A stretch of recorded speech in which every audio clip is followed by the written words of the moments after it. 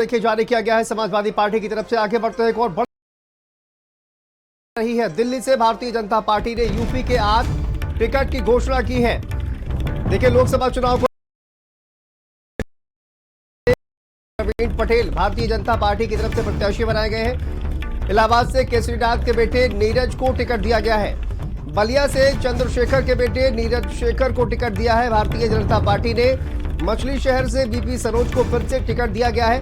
वहीं पर गाजीपुर सीट से पारसनाथ राय बीजेपी के प्रत्याशी हैं। तो कुल 8 टिकट भारतीय जनता पार्टी ने घोषित किए हैं। और देखिए ये वो नाम, फूलपुर से प्रवीण पटेल भारतीय जनता पार्टी के प्रत्याशी, और इलाहाबाद से केसरी नीरज को टिकट दिया गया है। बलिया से बात की जाए, चंद्रशेखर के बेटे नीरज शेखर को यहां से टिकट दिया गया है। और मछली शहर से बीपी सरोज को फिर से टिकट दिया गया है। गाजीपुर की बात करें तो इस सीट से पारसनाथ राय भारतीय जनता पार्टी के प्रत्याशी होंगे। कुल 8 टिकटों की घोषणा की गई है भारतीय जनता पार्टी की तरफ से।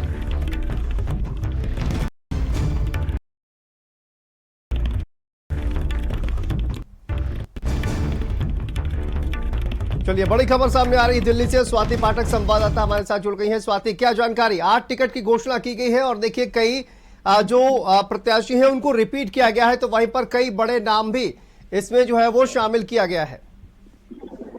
जी बिल्कुल, देखिए लोकसभा चुनाव को लेकर शांतनु बीजेपी ने एक और लिस्ट जारी की है, जिसमें अगर हम बात करें उत्तर प्रदेश की तो कौशाम्बी सीट से मौजूदा सांसद को रिपीट किया गया है, यानी विनोद सोनकर को प्रत्याशी भारतीय जनता पार्टी ने।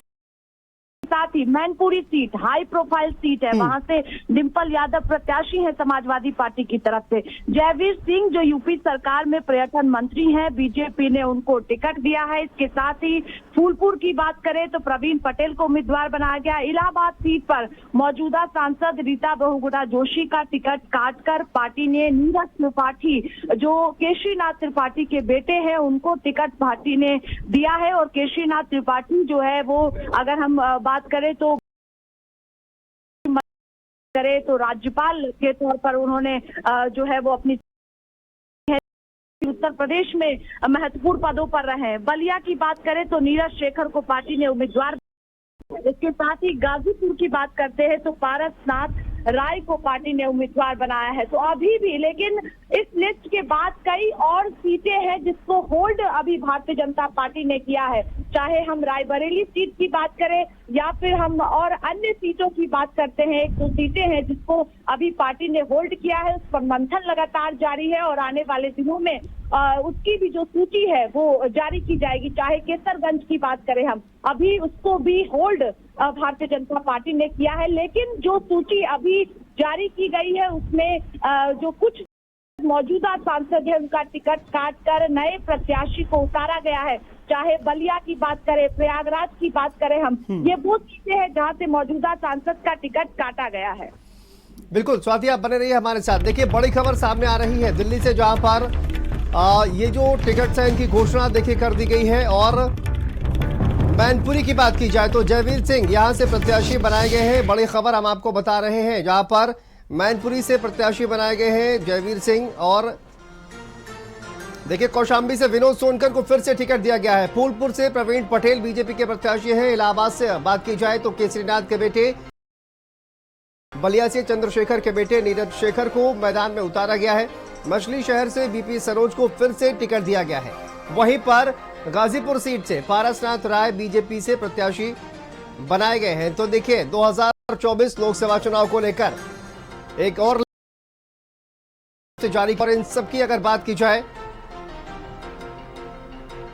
देखिए इन सबकी अगर बात की जाए तो सबसे कहा जाए कि हाई प्रोफाइल सीट इन तमाम की अगर सीटों की तो वो है मैनपुरी, जहां पर डिंपल यादव चुनावी मैदान में है समाजवादी पार्टी की तरफ से, या फिर कहा जाए कि गठबंधन है जो उसकी तरफ से डिंपल यादव चुनावी मैदान में है। तो वहीं पर यहां पर जयवीर सिंह को चुनावी मैदान में उतारा गया है। देखना दिलचस्प होगा कि आखिर ये जो मैनपुरी के किस तरह की प्रतिद्वंदिता, किस तरह की लड़ाई, किस तरह का मुकाबला यहां पर देखने को मिलेगा। स्वाति, अगर बात करी जाए भारतीय जनता पार्टी जो है वो तैयारी है, और देखिए इसी वजह से कहा जा रहा था कि इतना वक्त जो है मैनपुरी में लग रहा था, किस तरह के समीकरण जो है वो तैयार किए जा रहे थे और क्या रणनीति बनाई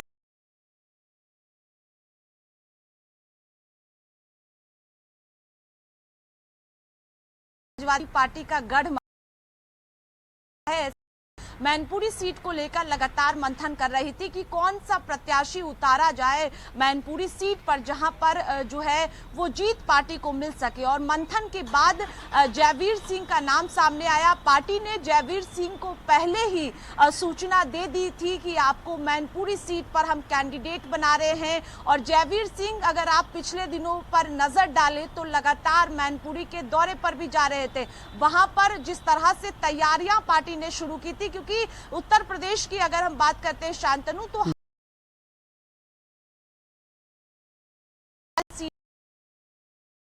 नजर आ रही है। उपचुनाव आपको याद होगा, जब मैनपुरी सीट पर उपचुनाव हुआ दौरान डिंपल यादव जो है वो प्रचंड बहुमत से जीत हासिल डिंपल यादव ने की थी, लगातार लोगों के बीच में पहुंच रही है। लेकिन जयवीर सिंह की अगर हम बात करें तो उत्तर प्रदेश सरकार में पर्यटन मंत्री है इस वक्त, और वहां पर मैनपुरी में वो लगातार जनता के बीच में पहुंच रहे हैं। अब पार्टी ने प्रत्याशी बना दिया है। दिलचस्प मुकाबला होने जा रहा है मैनपुरी सीट पर। कई नाम जो है देश से भेजे गए थे, लेकिन पार्टी ने जयवीर सिंह को मंथन के बाद चुना है। अब एक तरफ समाजवादी पार्टी की तरफ से डिंपल यादव, जो अखिलेश यादव है, वो मैदान में है। दूसरी तरफ पर्यटन मंत्री उत्तर प्रदेश सरकार के जयवीर मैदान में है। दोनों के बीच मुकाबला होगा और सबकी नजर पर टिकी है। लेकिन वहां पर समाज गठबंधन शोर से प्रचार किया जा रहा है, लगातार खुद डिंपल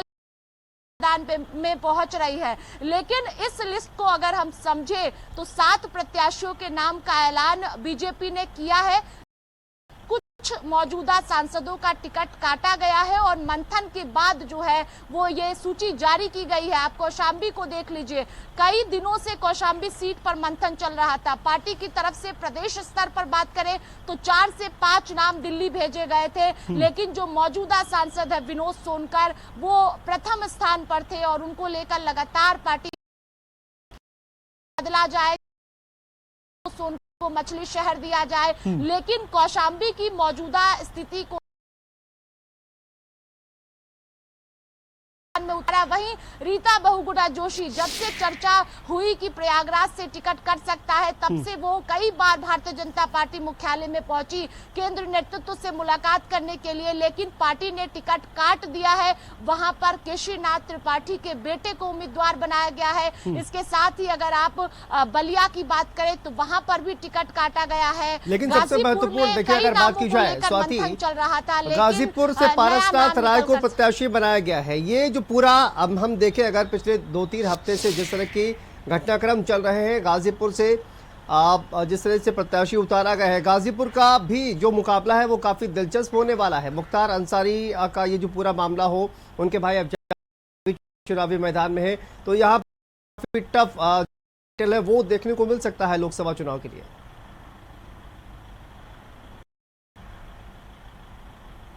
जी बिल्कुल, क्योंकि मुख्तार अंसारी की मौत के बाद जिस तरह से गाजीपुर का समीकरण बदला, क्योंकि प्रदेश से कई नाम सामने आए थे जिसमें मंथन पार्टी की तरफ से किया जा रहा था कि किसे प्रत्याशी बनाया जाए जिससे गाजीपुर सीट पर जीत मिले, क्योंकि समाजवादी पार्टी की तरफ से अफजाल अंसारी वहां पर प्रत्याशी हैं और अखिलेश यादव अभी गए भी थे अफजाल अंसारी के आवास पर, उनसे मुलाकात भी हुई है मुख्तार अंसारी के निधन के बाद।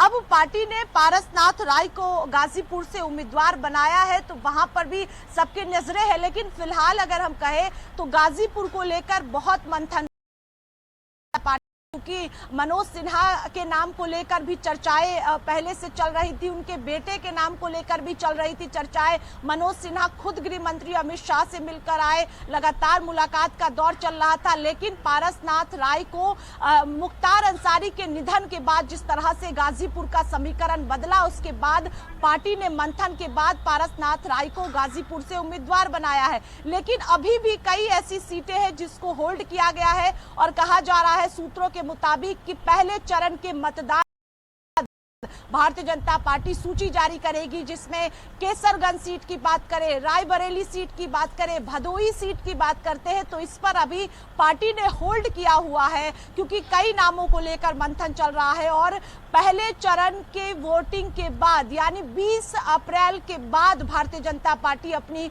आखिरी सूची उत्तर प्रदेश को लेकर केसर द्वार होगा, मंथन चल रहा है। वहां पर बृजभूषण शरण सिंह और उनके बेटे का नाम है। हालांकि बृजभूषण शरण सिंह लगातार प्रचार कर रहे हैं और ये भी सूचना सूत्र के मुताबिक है कि बृजभूषण शरण सिंह को पार्टी की तरफ से हामी दे दी गई है। लेकिन रायबरेली सीट पर अभी भी मंथन जारी है। वहां पर किसी ब्राह्मण चेहरे को लेकर शांतनु मंथन चल रहा है। अभी तक जो है वो मंजूरी केंद्र नेतृत्व की रायबरेली सीट पर नहीं हुई है और कांग्रेस पार्टी की सीट का भी इंतजार उम्मीदवार का किया जा रहा है कि कांग्रेस पार्टी रायबरेली से किसको उम्मीदवार बनाती है। तो अभी कुछ सीटें हैं उत्तर प्रदेश के जिसको होल्ड पार्टी ने किया है और 20 अप्रैल के बाद एक और सूची उत्तर प्रदेश को लेकर जारी की जाएगी। लेकिन जिन सांसदों का टिकट काटा गया है, चाहे हम पहली सूची की बात करें जिसमें कई सांसदों को रिपीट किया गया था, 1-2 सांसदों का टिकट जो अब तक सूची आई है उसमें काटा गया है। लेकिन अब जो सूची आई है, आज जो सूची आई है अब से थोड़ी देर पहले, उसमें बलिया हो, प्रयागराज हो, जो टिकट काटे गए हैं वो वहां के मौजूदा सांसद के जिस तरह से नाराजगी जनता के बीच में थी उसको लेकर ये टिकट जो है वो काटे गए हैं और कई नाम जो है उसमें रिपीट भी किए गए हैं, चाहे विनोद सोनकर हो या अभी हम बात करें और भी सीटों पर प्रत्याशियों के ऐलान होना है। तो थोड़ा और इंतजार करना होगा। आखिरी पहला फेज जब सामने आया, स्वाति देखिए बात की जाए, पहला फेज जब सामने आया तो ये कहा गया कि ज्यादातर जो भी प्रत्याशियों की घोषणा की गई थी उन सभी का टिकट रिपीट किया गया था। लेकिन अब जो प्रत्याशियों की घोषणा की जा रही है, क्या वहां पर जो प्रत्याशी हैं उनका टिकट काटा जा रहा है?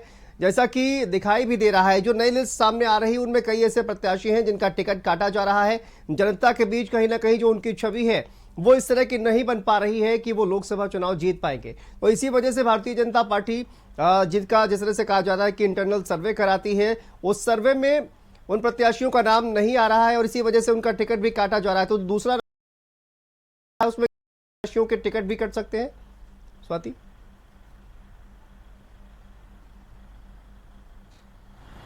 जी बिल्कुल, अब जो सूची शांतनु आएंगे 20 तारीख के बाद जो सूची जारी किया जाएगा उसमें भी मौजूदा सांसदों में से 1-2 सांसदों का टिकट कटेगा। चाहे हम सूत्र बता रहे हैं कि देवरिया के मौजूदा सांसद का टिकट कट सकता है, वहां पर कई नामों को